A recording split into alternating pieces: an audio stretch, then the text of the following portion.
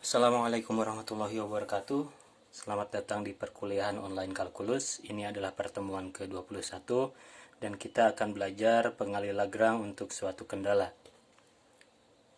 Metode pengali Lagrange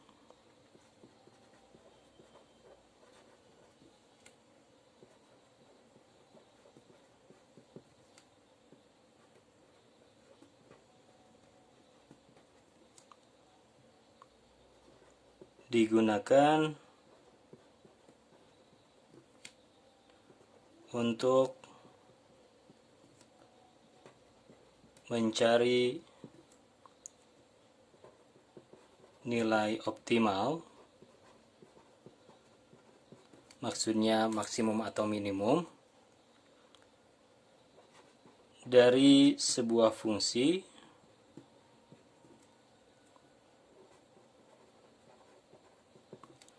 biasanya fungsi yang kita hadapi disebut f, fungsi atas dua variabel, yang fungsi ini dibatasi oleh sebuah kendala dengan kendala fungsi yang lain sama dengan 0. Jadi metode Lagrange ini digunakan untuk mencari nilai maksimum atau minimum dari sebuah fungsi yang fungsi tersebut dibatasi atau memiliki syarat g(x, y) sama dengan 0. Nah, saat kita akan menggunakan metode pengali Lagrange, kita harus menentukan dulu siapa yang menjadi f dan siapa yang menjadi g. Ingat bahwa f itu adalah fungsi yang dimaksimumkan atau diminimumkan, sedangkan g adalah pembatasnya. Kita lihat contoh soal.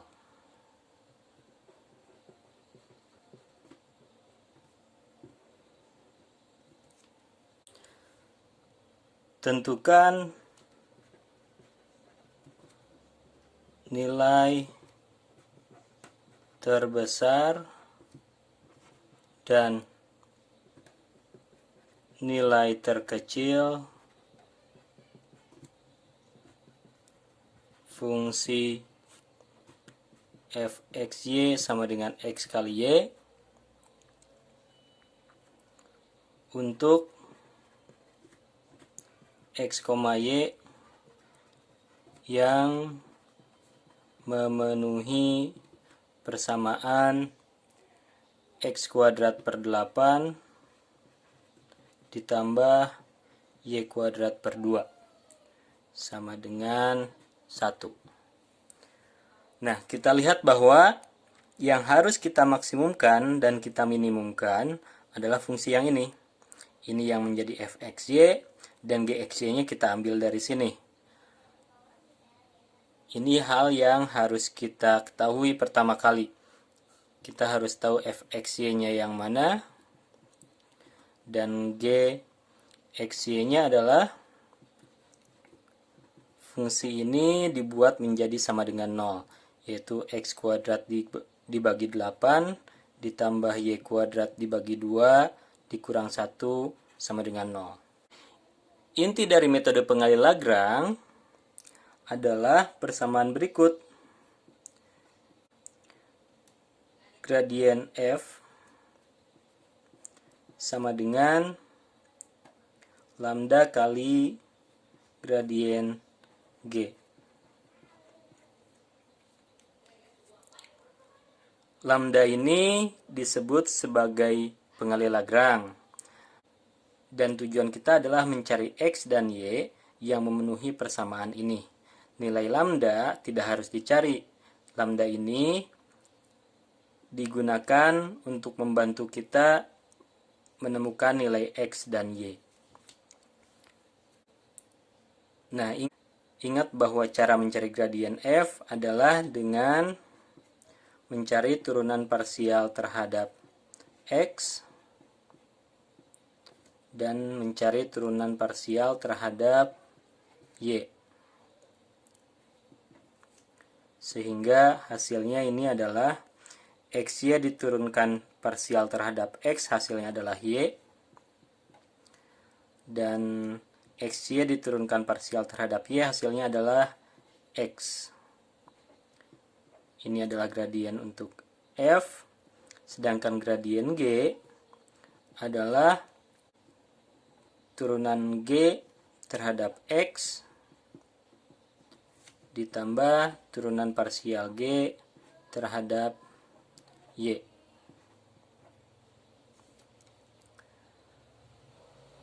Turunan parsial G terhadap X adalah X kuadrat ini kita turunkan terhadap X, hasilnya menjadi 2X dibagi 8. Y kuadrat per 2 diturunkan terhadap X jadi 0. Negatif 1 diturunkan terhadap X juga jadi 0. Dan turunan parsial terhadap Y adalah untuk suku pertama turunan parsialnya adalah 0, suku berikutnya adalah 2Y per 2, dan negatif 1 diturunkan juga menjadi 0. Ini untuk komponen J. Kalau kita sederhanakan, gradien G ini adalah 1/4 XI ditambah YJ. Nah, persamaan yang harus kita gunakan adalah gradien F sama dengan lambda kali gradien G. Berarti YI tambah XJ ini harus sama dengan lambda kali 1/4 XI ditambah YJ. Kalau kita sederhanakan, hasilnya menjadi 1/4 lambda X I ditambah lambda YJ. Ini adalah persamaan antara dua vektor. Dua vektor ini sama kalau masing-masing komponennya sama. Berarti Y-nya harus sama dengan 1/4 lambda X dan X-nya harus sama dengan lambda Y. Kalau X di sini kita substitusi dengan lambda Y, kita akan mendapatkan Y sama dengan 1/4 kali lambda kali lambda Y, yaitu Y sama dengan 1/4 lambda kuadrat Y. Kita kumpulkan semua suku dalam satu ruas. Yang kita dapatkan Y dikurangi 1/4 lambda kuadrat Y sama dengan 0. Kalau Y-nya saya keluarkan, ini menjadi Y dikali 1 dikurang 1/4 lambda kuadrat sama dengan 0. Nah, dari persamaan ini, perkalian dua bilangan akan sama dengan 0 saat salah satunya 0.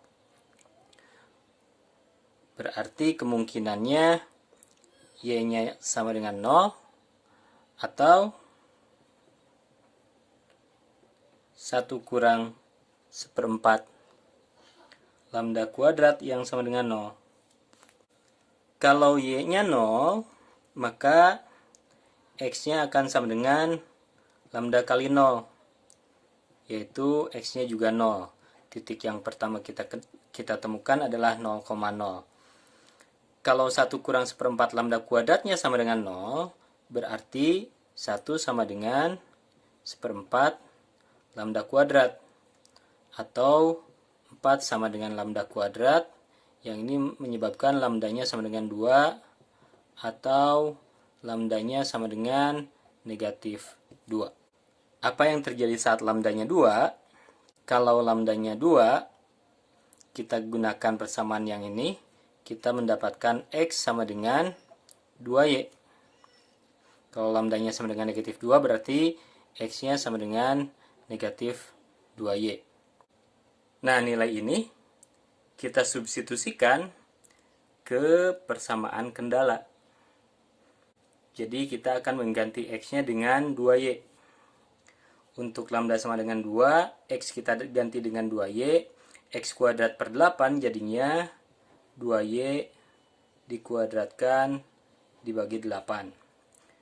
Ditambah Y kuadrat per 2 dikurang 1 sama dengan 0. Kalau kita sederhanakan, ini menjadi 4Y kuadrat per 8 tambah y kuadrat per 2 sama dengan 1. Ini adalah setengah y kuadrat ditambah setengah y kuadrat, hasilnya menjadi y kuadrat. Berarti y-nya 1 atau y-nya negatif 1. Saat y-nya 1, berarti x-nya adalah 2 kali y, yaitu 2. Dari sini kita dapat titik 2,1. Kalau y-nya negatif 1, x-nya berarti 2 kali negatif 1, yaitu negatif 2. Dari sini kita dapat titik negatif 2, negatif 1. Untuk lambda sama dengan negatif 2, kita memiliki x-nya sama dengan negatif 2y. Persamaan ini akan kita substitusikan ke persamaan kendala. X kuadrat per 8 ditambah y kuadrat per 2 sama dengan 1. X kuadratnya kita substitusi dengan negatif 2y ditambah y kuadratnya tetap y kuadrat. Ternyata hasilnya menjadi 4y kuadrat dibagi 8 ditambah y kuadrat per 2 sama dengan 1. Ini adalah setengah y kuadrat ditambah setengah y kuadrat, hasilnya adalah y kuadrat.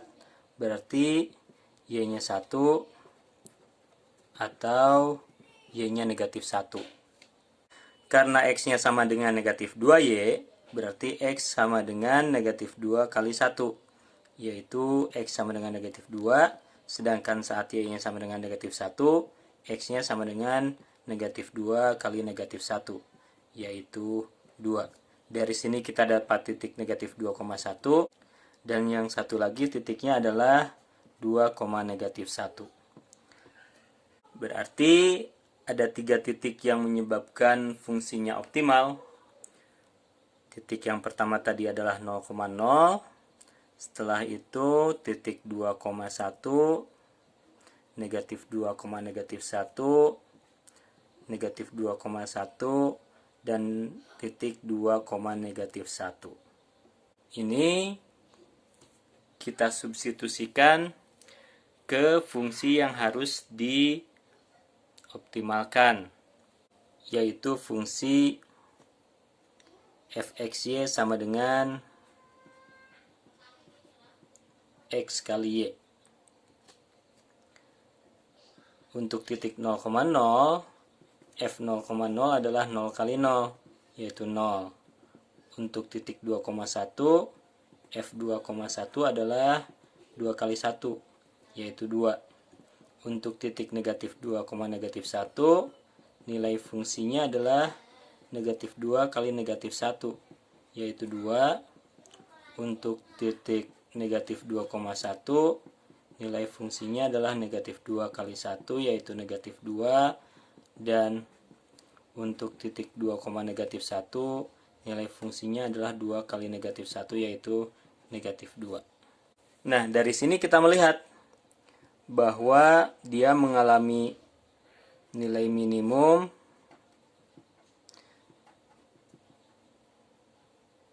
negatif 2 dan dia mencapai nilai maksimum 2.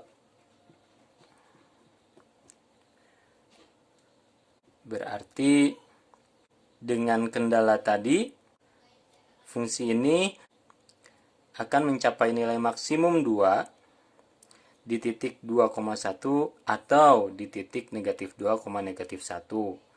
Dan fungsi ini akan mencapai nilai minimum negatif 2 di titik negatif 2,1 atau di titik 2, negatif 1. Kita lihat contoh berikutnya. Tentukan nilai minimum dan maksimum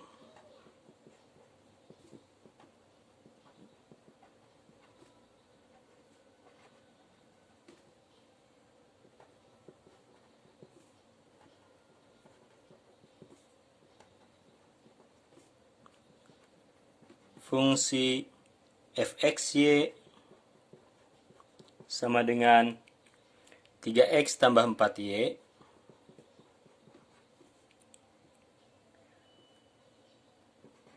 pada lingkaran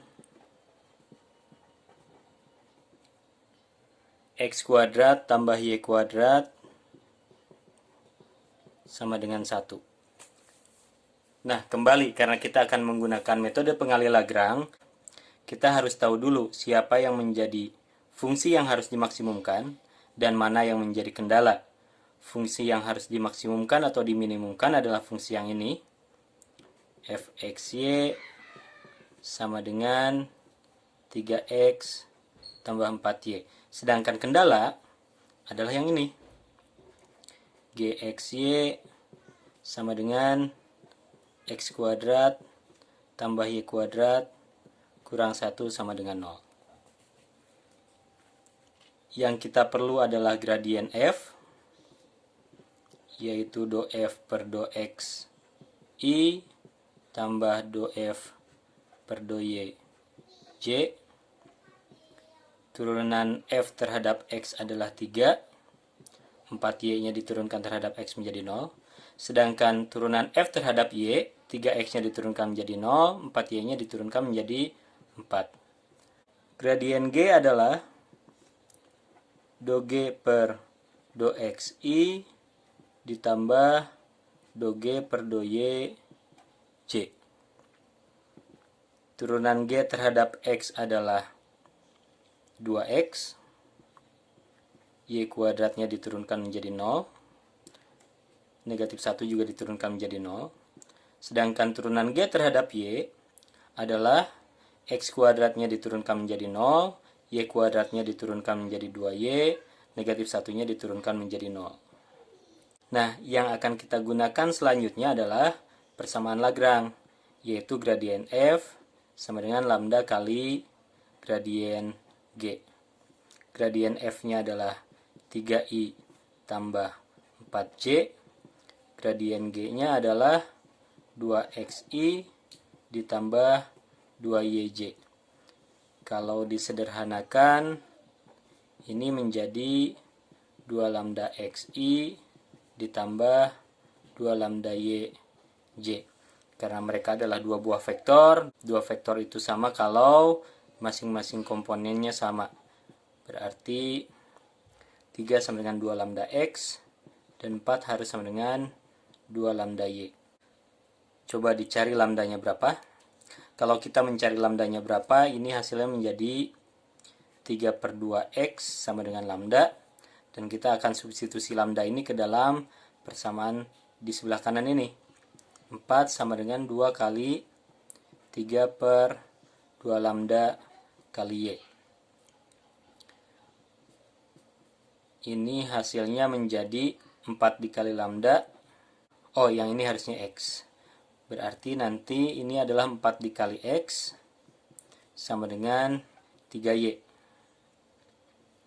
Y-nya sama dengan 4 per 3x. Nah, persamaan antara x dengan y ini kita substitusikan kembali ke persamaan kendala.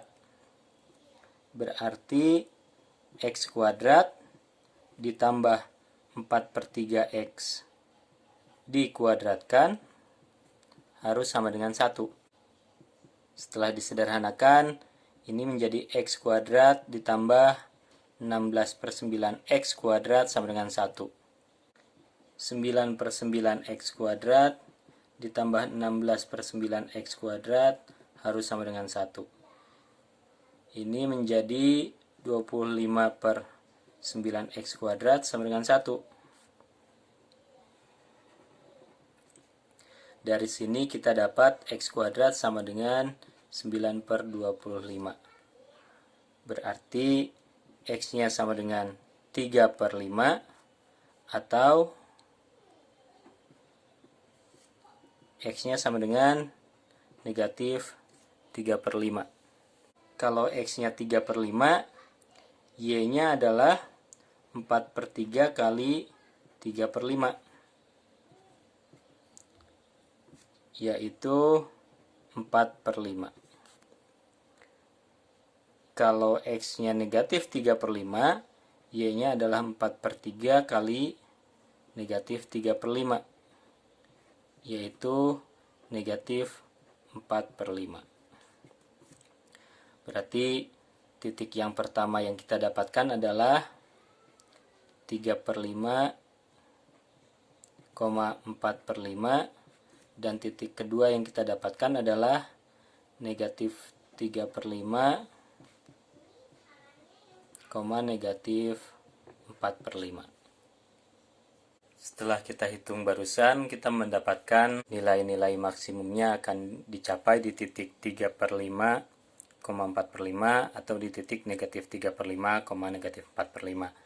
Untuk mencari nilai maksimumnya, kita perlu mensubstitusi nilai ini ke dalam fungsi yang harus dimaksimumkan. Saat X-nya 3/5 dan Y-nya 4/5, nilai fungsinya menjadi 3 kali 3/5 tambah 4 kali 4/5. Ini nanti hasilnya 25/5, yaitu 5. Sedangkan saat di titik negatif 3/5, negatif 4/5, nilai yang kita dapatkan adalah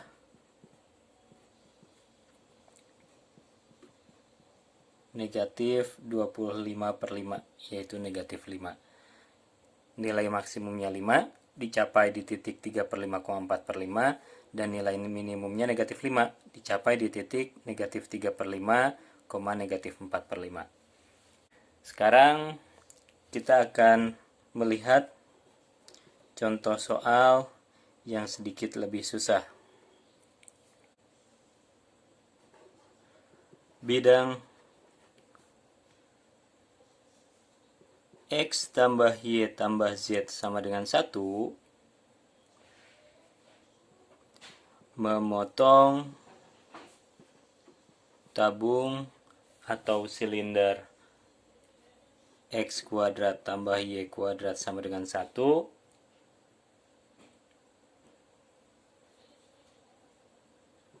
di sebuah elips. Ini artinya perpotongan antara bidang dengan silinder ini ternyata menjadi sebuah elips. Yang dicari adalah tentukan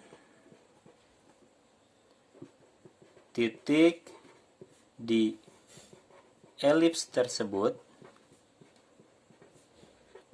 yang terjauh dan yang terdekat ke pusat koordinat.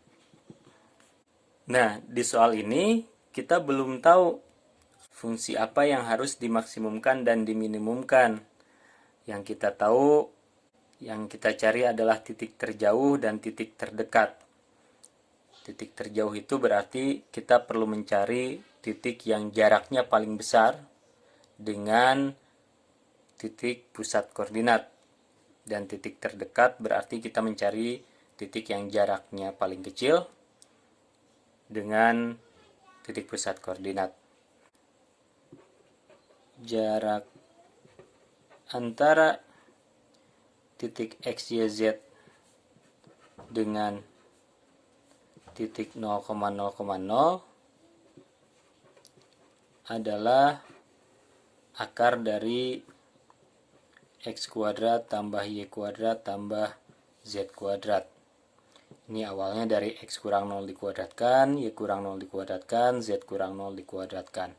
Kalau kita ingin memaksimumkan fungsi yang ini atau meminimumkan fungsi yang ini, kita tinggal meminimumkan atau memaksimumkan fungsi yang sama tanpa akar.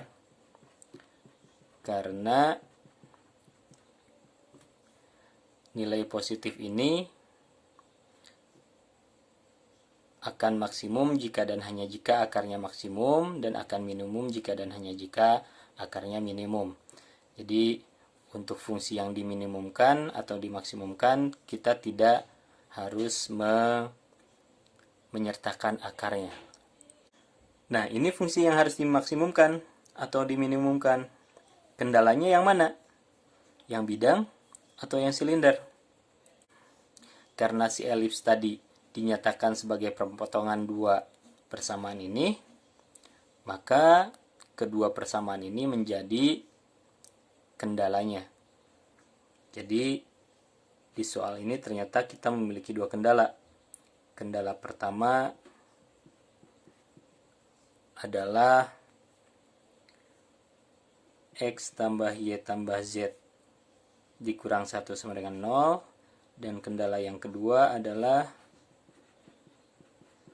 si silinder tadi. X kuadrat tambah Y kuadrat kurang 1 sama dengan 0. Karena kita akan menggunakan metode pengalih Lagrange, kita perlu mencari gradien F. Turunan ini semua terhadap X adalah 2X tambah 0 tambah 0. Turunan fungsi ini terhadap Y adalah 0 tambah 2Y tambah 0. Jadinya 2YJ. Dan turunan parsial terhadap Z adalah 0 ditambah 0 ditambah 2Z. Gradien G1. Gradien G1 ini kita perlu mencari turunan terhadap X. X diturunkan terhadap X menjadi 1, Y menjadi 0, Z menjadi 0, negatif 1 juga menjadi 0. Turunan fungsi ini terhadap Y adalah 1 juga. Dan turunan fungsi yang sama terhadap Z juga 1. Gradien fungsi G2 adalah turunan X kuadrat terhadap X adalah 2X. Turunan Y kuadrat terhadap X adalah 0. Turunan negatif 1 terhadap X adalah 0. Komponen I-nya hanya 2X. Turunan parsial terhadap fungsi Y adalah X kuadrat menjadi 0. Y kuadrat diturunkan menjadi 2Y. Dan negatif 1 diturunkan menjadi 0. Turunan parsial terhadap Z, X kuadratnya menjadi 0. Y kuadratnya menjadi 0, dan min 1 juga diturunkan menjadi 0. Nah, untuk metode pengalih Lagrange dengan dua kendala, persamaannya tidak berhenti di lambda kali gradien G, tetapi dia harus dijumlahkan dengan pengalih Lagrange yang lain. Lambang ini disebut mu, dikali gradien G2. Sekarang kita memiliki dua variabel baru, lambda dan mu, ditambah tiga variabel yang dari awal kita punya X, Y, dan Z. Gradien F-nya adalah 2X I tambah 2YJ tambah 2ZK sama dengan lambda dikali I tambah J tambah K ditambah mu dikali 2xi tambah 2yj. Kalau kita sederhanakan, ini menjadi 2xi tambah 2yj tambah 2zk sama dengan lambda kali i. Komponen i sebelah sini adalah 2 mu x komponen j-nya adalah lambda kali j ditambah mu kali 2y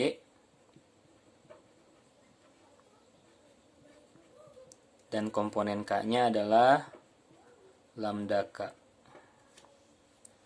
Ingat, kita berurusan dengan dua vektor. Dua vektor ini akan sama kalau masing-masing komponennya sama. Berarti 2x-nya harus sama dengan lambda ditambah 2 mu x. Lalu 2y-nya harus sama dengan lambda ditambah 2 mu y. Dan 2z-nya harus sama dengan lambda. 3 persamaan dengan 5 variabel. Sebenarnya kita punya 2 persamaan yang lain. 1, 2, 3, 4, 5. 5 persamaan 5 variabel, kita bisa menemukan solusinya. Ini 5 persamaan yang kita temukan tadi. Kita lihat persamaan yang ini. 2x sama dengan lambda tambah 2 mu x.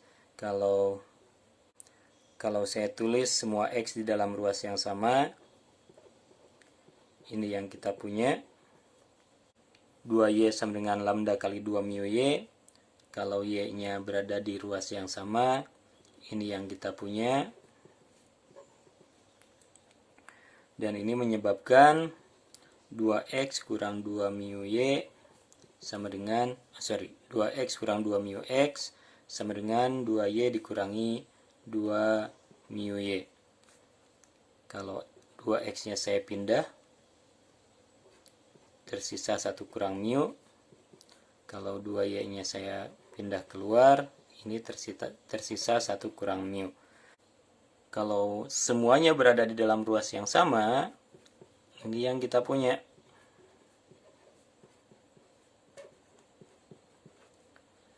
Satu kurang mu nya saya keluarkan. Suku pertama tersisa 2x dan suku kedua tersisa 2y. Dua bilangan hasilnya 0.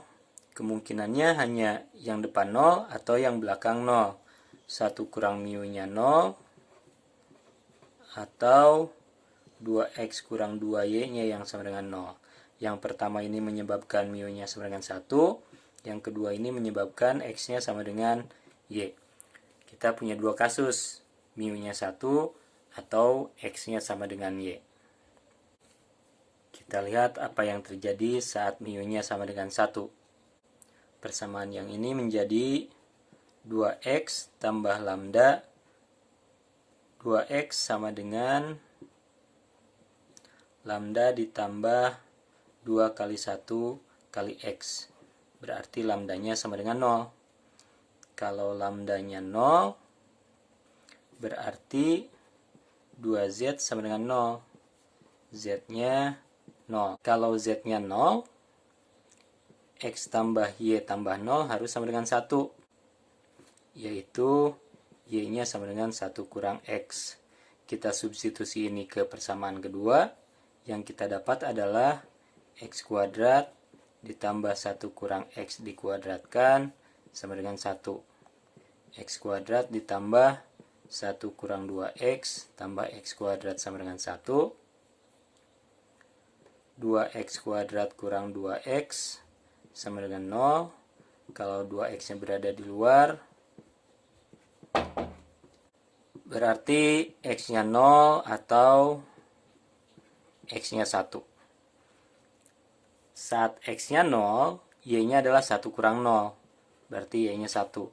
Saat x nya 1, y nya adalah 1 kurang 1, yaitu 0. Dari yang pertama ini kita dapat x nya 0, y nya 1, z-nya adalah 0. Dan dari kemungkinan kedua ini kita mendapat x-nya 1, y-nya 0, z-nya yang tadi 0. Dari mu sama dengan 1 ini kita mendapatkan 2 titik. Bagaimana dengan x sama dengan y? Kalau x-nya sama dengan y, kita bisa substitusikan x dan y-nya ke sini. X sama dengan y, x kuadrat tambah y-nya saya ganti dengan x, berarti 2x kuadrat sama dengan 1, x kuadratnya adalah setengah. X-nya positif setengah atau X-nya negatif setengah. Karena X-nya sama dengan Y, berarti Y juga setengah. Atau saat X-nya sama dengan negatif setengah, Y juga negatif setengah.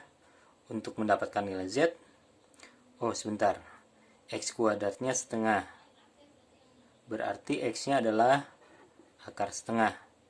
Atau negatif akar setengah. Nilai Y sama dengan nilai X. Karenanya nilai Y itu akar setengah atau negatif akar setengah. Nilai Z dihitung dari persamaan yang ini. Akar setengah tambah akar setengah tambah Z sama dengan 1. Z-nya nanti sama dengan 1 dikurangi 2 akar setengah. Kalau saya sederhanakan, ini menjadi akar 2. Saat X-nya negatif akar setengah dan Y-nya negatif akar setengah,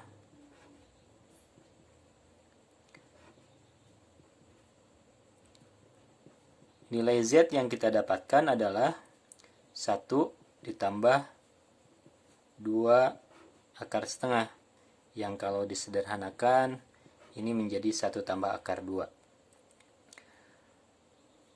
Jadi titik yang ketiga adalah akar setengah, 1 kurang akar 2, dan titik yang keempat adalah negatif akar setengah, negatif akar setengah, dan 1 tambah akar 2. Kita punya 4 titik. Untuk mencari titik terjauh dan titik terdekat, kita akan mensubstitusikan keempat titik ini ke dalam fungsi yang harus dimaksimumkan. X kuadrat tambah Y kuadrat tambah Z kuadrat. Untuk 0, 1, 0, hasilnya adalah 0 tambah 1 tambah 0. Untuk 1, 0, 0, hasilnya adalah 1 tambah 0 tambah 0, yaitu 1. Untuk akar setengah, 1 kurang akar 2, akar setengah dikuadratkan adalah setengah, akar setengah dikuadratkan setengah, 1 kurang akar 2 dikuadratkan nanti menjadi 1 kurang 2 akar 2 tambah 2. Ini hasilnya 4 kurang 2 akar 2. Satu titik lagi. Kalau saya substitusikan negatif akar setengah,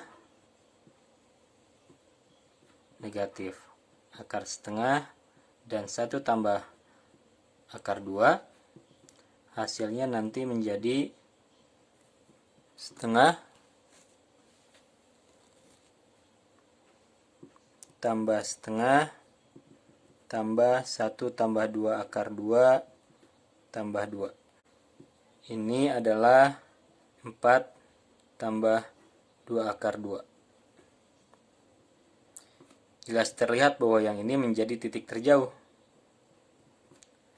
Dan titik terdekatnya adalah 1 atau 4 kurang 2 akar 2. Akar 2 itu sekitar 1,4. 2 kali 1,4 sekitar 2,8. 4 kurang 2,8 itu sekitar 1,2. Lebih besar dari 1. Berarti yang terdekat masih yang ini dan yang ini.